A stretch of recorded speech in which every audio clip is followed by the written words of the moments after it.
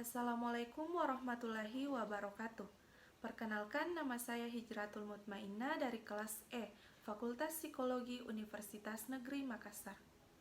Video ini saya buat untuk memenuhi tugas dari mata kuliah Bahasa Indonesia. Pada video ini, saya akan memberi penjelasan tentang ragam bahasa lisan dan tulis. Pertama, kita akan membahas tentang pengertian ragam bahasa. Apa sih yang dimaksud dengan ragam bahasa? Penggunaan bahasa, topik yang dibicarakan, hubungan antara pembicara dan lawan bicara, serta media yang digunakan adalah pengertian dari ragam bahasa. Adapun pengertian ragam bahasa menurut para ahli, yang pertama yaitu Bahmen.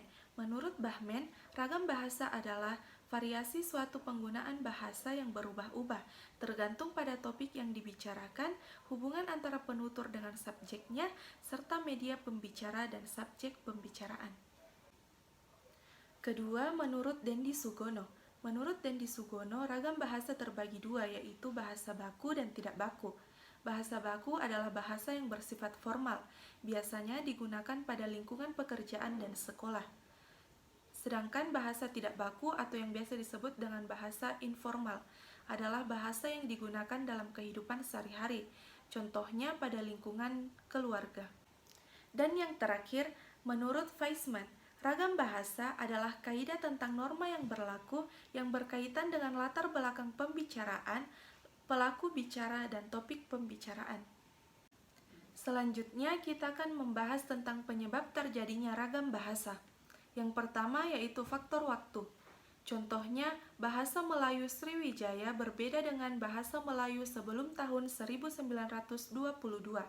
Hal ini terjadi karena pengguna bahasa telah berkembang sejalan dengan perkembangan waktu.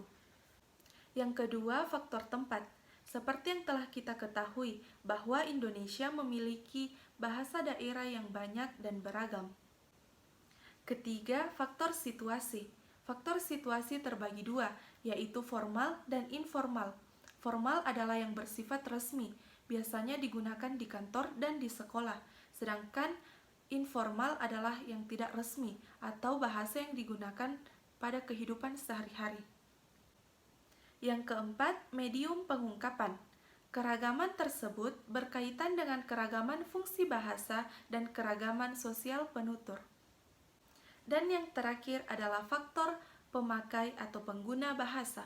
Pengguna bahasa sendiri terbagi 7, yaitu yang pertama glosolalial, kedua idiolek, ketiga jenis kelamin, keempat monolingual, kelima role, keenam status sosial, dan yang terakhir adalah umur atau usia.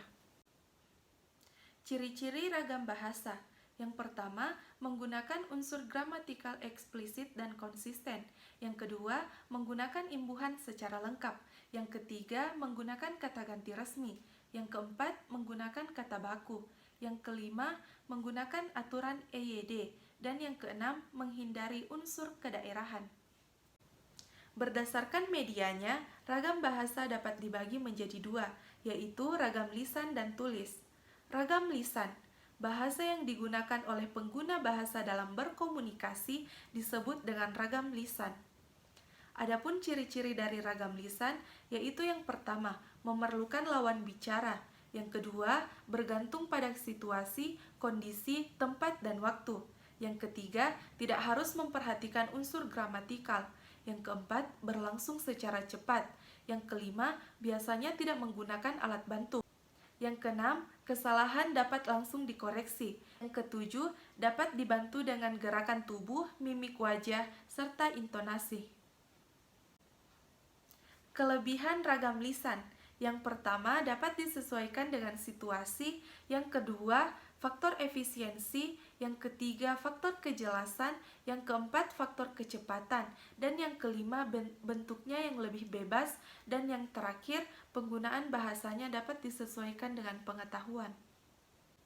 Ragam lisan juga memiliki kelemahan atau kekurangan.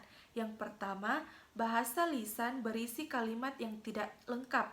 Kedua, penutur sering mengulangi beberapa kalimat. Yang ketiga, tidak semua orang bisa melakukan bahasa lisan. Dan yang keempat, aturan-aturan bahasa yang dilakukan tidak bersifat formal. Ragam tulis. Adapun ciri-ciri dari ragam tulis, yaitu yang pertama, tidak membutuhkan kehadiran orang lain, yang kedua, pernyataan lengkap dengan unsur gramatikal, yang ketiga, tidak dibatasi oleh ruang dan waktu, dan yang keempat, dipengaruhi oleh ejaan dan tanda baca. Adapun kelebihan dari ragam tulis, yaitu yang pertama, penulis memiliki pilihan berkaitan dengan cara mengemas informasinya. Yang kedua, biasanya memiliki hubungan yang erat antara budaya dan penghuninya. Yang ketiga, sebagai cara untuk memperluas kosakata.